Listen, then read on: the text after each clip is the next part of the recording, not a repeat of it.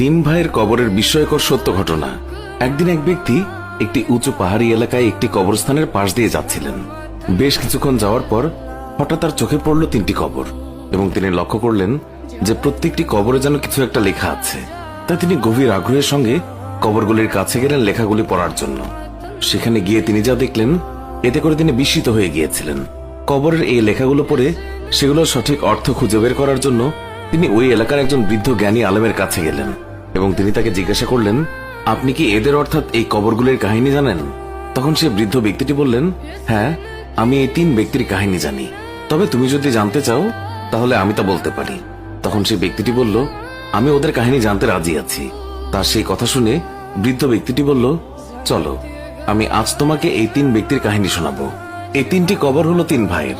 তাদের মধ্যে এক ভাই যে বাদশার সকল কাজের দেখাশোনা করত, দ্বিতীয় ভাই একজন বড় ব্যবসায়ী ছিলেন এবং প্রচুর টাকার মালিক ছিলেন, আর তৃতীয় ভাই অনেক ইমানদার বান্দা ছিলেন। তিনি তার সারাটা জীবন আল্লাহর পথে ইবাদত করে কাটিয়েছেন। হঠাৎ একদিন দুই ভাইয়ের কাছে তাদের ইমানদার ভাইয়ের অসুস্থতার খবর এসে পৌঁছালো। ফলে তার দুই ভাই তাদের ইমানদার ভাইয়ের কাছে তাড়াতাড়ি চলে গেলেন। সেখানে গিয়ে তারা দেখলেন তাদের ভাই শেষ নিঃশ্বাস গুনছে। তারা তাদের ভাইকে জিজ্ঞাসা করলেন, তোমার কি কোনো শেষ ইচ্ছে আছে, বা তুমি তোমার সম্পত্তিগুলোকে তোমার ছেলে মেয়েদের মধ্যে কিভাবে ভাগ করতে চাও? আমাদেরকে বলো, আমরা তাই করব। তখন মৃত্যুশয্যায় তার ভাই বললেন, তাদের দেওয়ার মতো আমার কাছে কিছুই নেই। তাহলে তুমি আমাদের সম্পত্তির কিছু অংশ নাও, আর সেই অংশ দিয়ে তোমার ছেলে মেয়েদের ইচ্ছে পূরণ করে যাও, বা তোমার মনের শান্তি পূরণ করে যাও। তখন এই ইমানদার ব্যক্তিটি বললেন, না, আমার কোনো কিছুর দরকার নেই। তাই তখন তিনি তার ব্যবসায়ী ভাইকে বললেন, ভাই, তুমি আমার একটি কাজ করবে। আমি যখন মৃত্যুবরণ করব আর আমাকে গোসল করানোর পর যখন কবর দেয়া হবে, তখন আমার কবরের উপর লিখে দিবে যে পার্থিব বা দৈনন্দিন জীবনের সফলতা গ্রহণ কি কোনো কাজে আসতে পারে? পৃথিবীর সফলতা আখিরাতের কোনো কাজে আসবে না, আর আল্লাহ তাআলা পৃথিবীর সকল কাজের হিসাব নেবেন। যদি ভালো কাজ করে থাকেন তাহলে ভালো ফল পাবেন, আর যদি খারাপ কাজ করে থাকেন তাহলে খারাপ ফল পাবেন। আর এই কথাগুলি লিখে দেওয়ার পর পরপর 3 দিন আমার কবরের কাছে যাবে। কিছুদিন পর ওই ইমানদার ব্যক্তির মৃত্যুর পর তার ব্যবসায়ী ভাই 3 দিন তার কবরের পাশে গেলেন, এবং সর্বশেষ দিনে তিনি যখন তার ভাইয়ের কবরের কাছ থেকে চলে আসতে লাগলেন, তখন একটি জোরে আওয়াজ শুনতে পেলেন, এবং সেই আওয়াজ শুনে তিনি ভয়ে আতঙ্কে সেখান থেকে চলে আসলেন।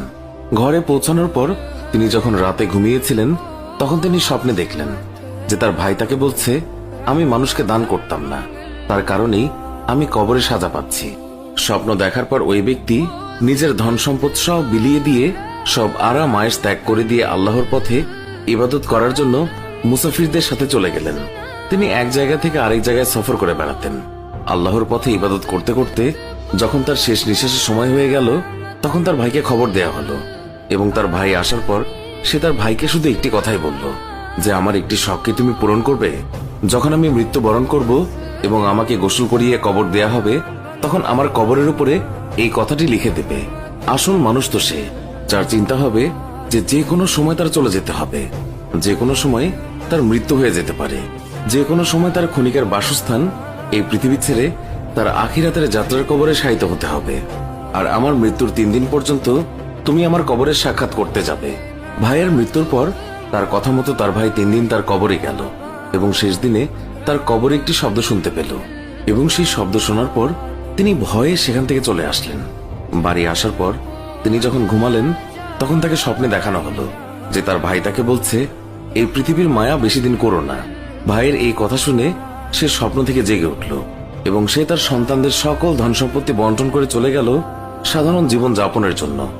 এইভাবে কিছুদিন কেটে যাওয়ার পর যখন তার জীবন প্রদীপ নিভে যাওয়ার সময় এলো, তখন সে সেখানে তার ছেলে মেয়েদেরকে ডাকলো, এবং সে তার ছেলেকে বলল, আমি আমার দায়িত্ব পালন করেছি। বর্তমানে আমার কাছে আর কিছুই নেই যা তোমাদের দিতে পারবো।